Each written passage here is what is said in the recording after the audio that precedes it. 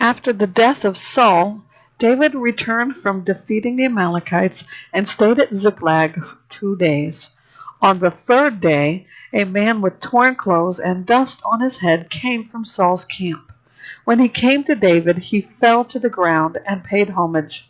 David asked him, "Where have you come from?" He replied to him, "I've escaped from the Israelite camp." "What was the outcome? Tell me," David asked him. "The troops fled from the battle," he answered. "Many of the troops have fallen and are dead. Also Saul and his son Jonathan are dead." David asked the young man who had brought him the report, "How do you know Saul and his son Jonathan are dead?" "I happened to be on Mount Gilboa," he replied, "and there was Saul leaning on his spear. At that very moment the chariots and the cavalry were closing in on him. When he turned around and saw me, he called out to me. So I answered, 'I'm at your service.' He asked me, 'Who are you?' I told him, 'I'm an Amalekite.' Then he begged me, 'Stand over me and kill me, for I'm mortally wounded, but my life still lingers.'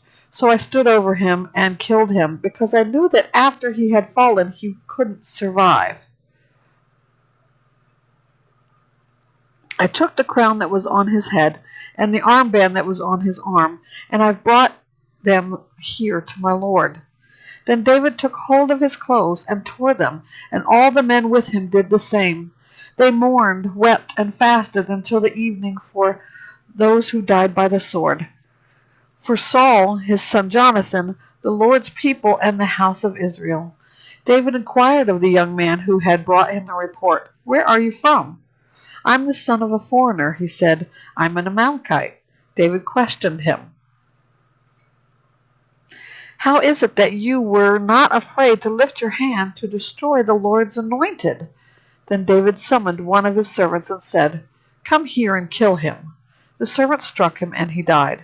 For David had said to the Amalekite, "Your blood is on your own head, because your own mouth testified against you by saying, 'I killed the Lord's anointed.'"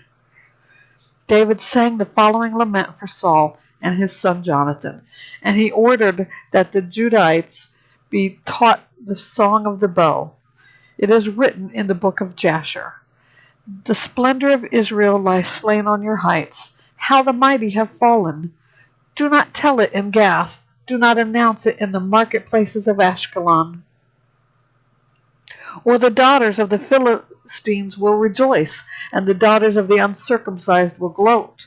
Mountains of Gilboa, let no dew or rain be on you, or fields of offerings, for there the shield of the mighty was defiled, the shield of Saul, no longer anointed with oil. Jonathan's bow never retreated, Saul's sword never returned unstained, from the blood of the slain, from the bodies of the mighty. Saul and Jonathan, loved and delightful.